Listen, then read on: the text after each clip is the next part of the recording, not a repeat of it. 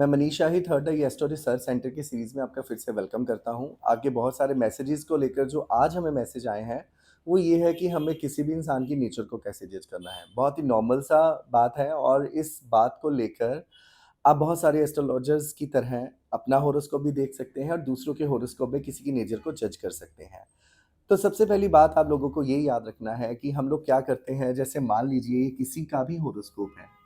हम लोग आम तौर पर क्या करते हैं, बहुत सारे स्टूडेंट्स ऐसा करते हैं कि हमारा ये फर्स्ट हाउस नेचर का होता है और फर्स्ट हाउस के अंदर ही जो नंबर है, जैसे मान लीजिए किसी का 3 नंबर लगन का हॉरोस्कोप है, तो आप लोग इसी 3 नंबर को काउंट कर लेते हो कि ये मिथुन राशि है और इसके ट्रेड्स मिथुन राशि जैसे होंगे। यहाँ पर एक बात को बहुत ध्यान में रखिए कि अगर मिथुन राशि जैसी आदतें किसी की हो, फिर तो दुनिया में सिर्फ 12 तरीके के लोग हो गए। तो सबसे पहले हमें क्या करना है, मिथुन राशि का मालिक कौन है? आप सभी को ये तो टेबल याद है ना, सूर्य की राशि 5 नंबर, मून की राशि 4 नंबर, मार्स की राशि 1 और 8 नंबर, मरकरी की राशि 3 और 6 नंबर, जुपिटर की राशि 9 और 12 नंबर, वीनस की राशि 2 और 7 नंबर, सैटर्न की राशि 10 और 11 नंबर है। अब देखिए यहाँ पर लगन का मालिक जो है वो मरकरी है। आपको सबसे पहले लगन लॉर्ड चेक करना है, लगन लॉर्ड कौन है। मान लीजिए लगन का मालिक मरकरी जो है वो यहाँ पर बैठ जाएगा, तो हमें क्या चेक करना है, सबसे पहले ये जो राशि है ये कौन सी है। क्या ये मूवेबल राशि है? मूवेबल राशि 1 4 7 10 होती है। इमूवेबल राशि है, इमूवेबल राशि 2 5 8 11 होती है और डुअल राशि 3 6 9 12 होती है। अगर आपका लगन लॉर्ड 1 4 7 10 में बैठा है, तो आपकी नेचर मूवेबल होगी। अगर वो 2 5 8 11 में बैठा है, इमूवेबल होगी। 3 6 9 12 में बैठा है, डुअल होगी। मूवेबल का मतलब क्या होता है, जो लोग डेली क्रिएटिविटी पसंद करते हैं, डेली चेंज होते हैं, जिनको डेली चैलेंजेस आते हैं, जो चाहते भी हैं कि उनकी लाइफ के अंदर डेली नई-नई चीज़ें आएँ। जैसे एक बिज़नेसमैन इंसान होता है, वो डेली नई चीज़ों के बारे में सोचता है, ऐसे हमारी लाइफ में चीज़ें आती हैं। लेकिन जिनके अंदर इमूवेबल होगी साइन, इमूवेबल का मतलब हो गया अगर इसका ही लगन लॉर्ड 2 में, 5 में, 8 में, 11 में होगा, तो उनकी नेचर में फिक्सेडिटी होगी। ये चेंज पसंद नहीं करेंगे और इनकी लाइफ में ऐसा माहौल होगा कि ये एक फिक्स पर्पस के लिए काम करना पसंद करेंगे। रोज़ फर्मनेस होगी उनकी नेचर के अंदर। लेकिन डुअल है, 3, 6, 9, 12 अगर लगन का मालिक डुअल साइन में होगा, तो हमारी नेचर डुअल हो जाती है। डुअल नेचर का मतलब क्या होता है, एडजस्टेबल या फिट फॉर प्रेज़ेंट सोसाइटी, या हम लोग कहेंगे वो जैसे लोगों के साथ बैठते हैं वैसे ही हो जाएँगे।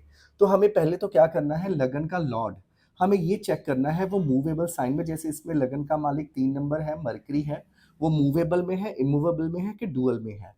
ये चीज़ आपको ध्यान रखना है, ये हमारे बिज़नेस में भी बहुत काम आती है।